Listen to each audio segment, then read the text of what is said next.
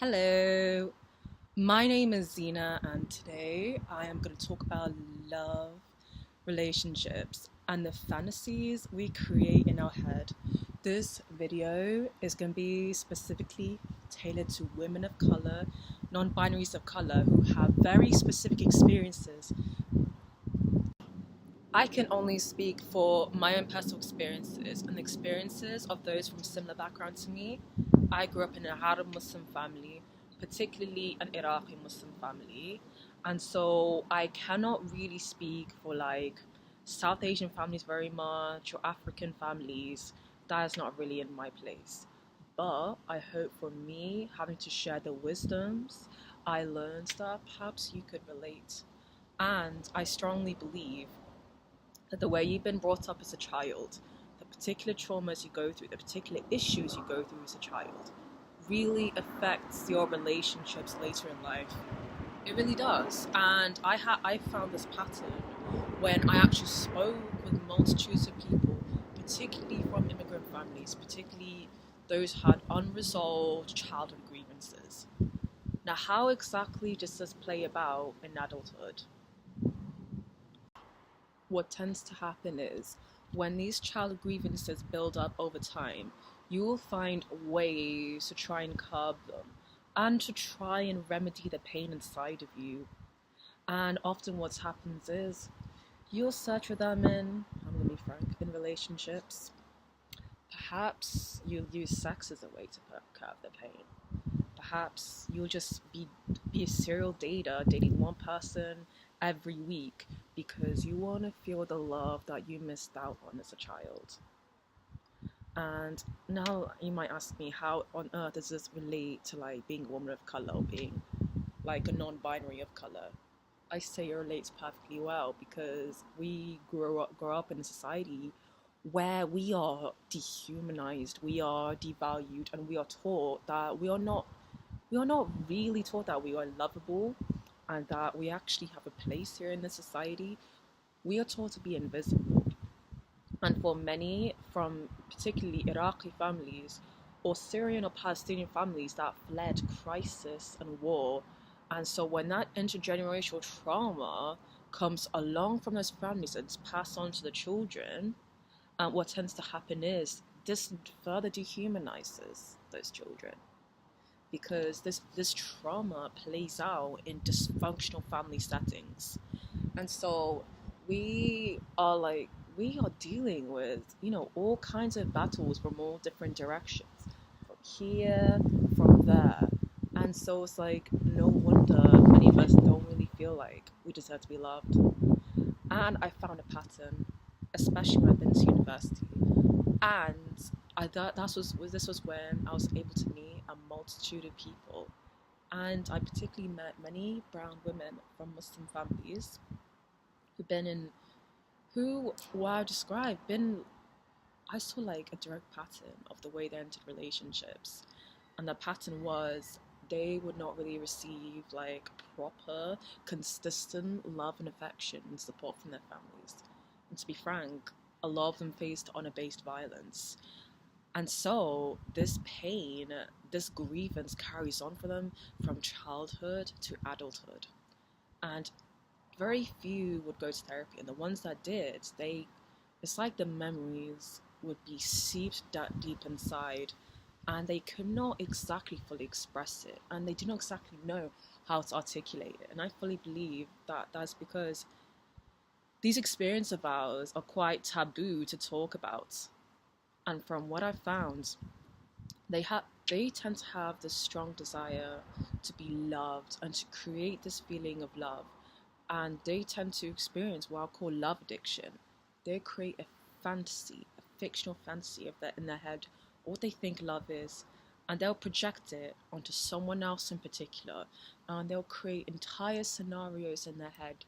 And this is really because they do not really know what relationships meant to be like. They do not really know what love is meant to be like because they haven't really experienced it in childhood.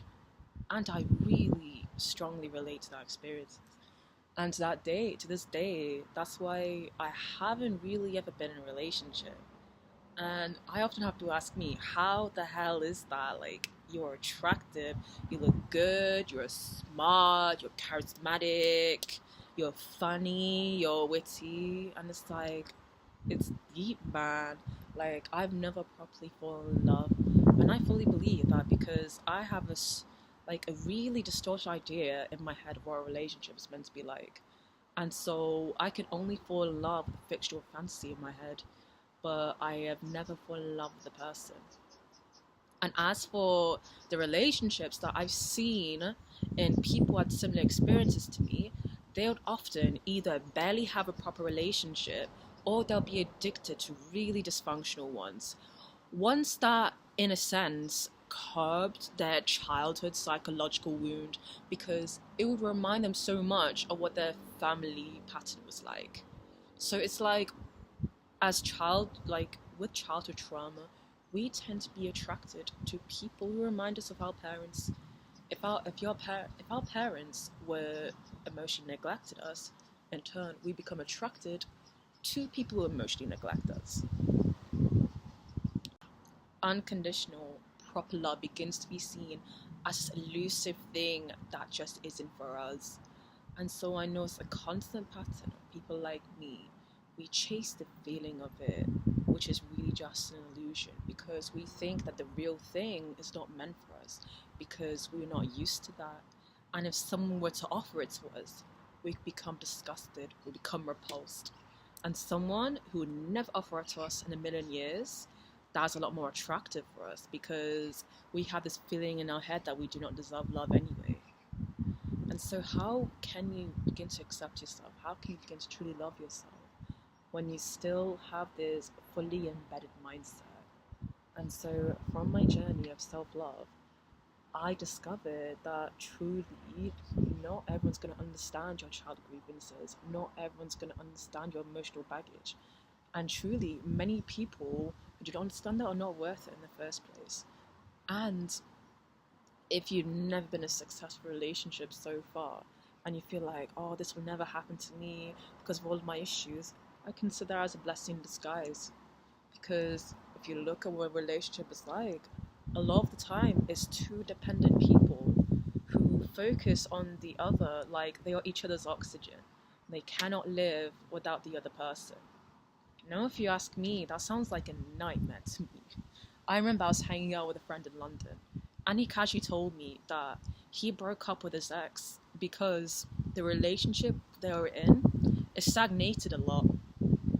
It caused them both to stagnate because they would just both live together and they'll just like compliment each other, praise each other, make each other feel like they're perfect.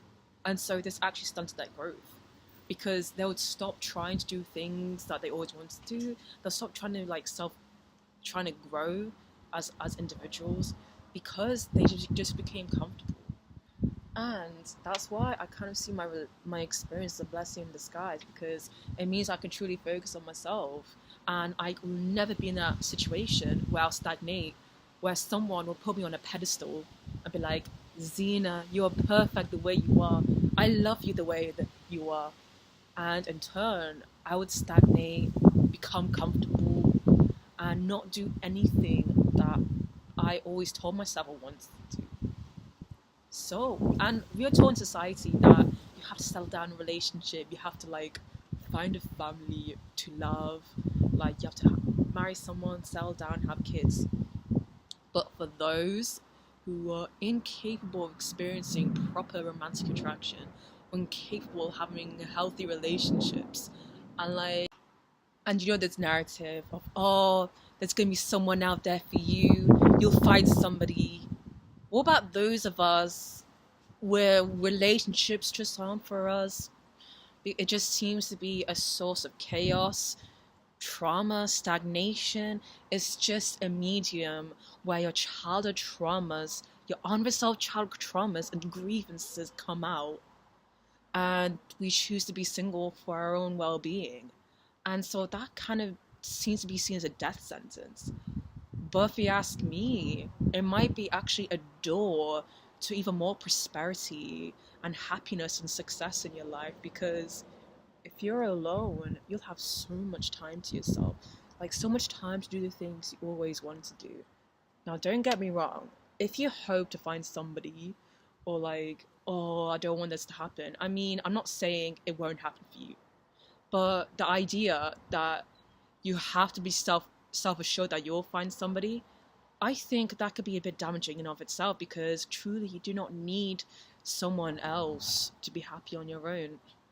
And I learned that the hard way, because if you have many issues within yourself, you can find the solutions within yourself. You can find the happiness within yourself.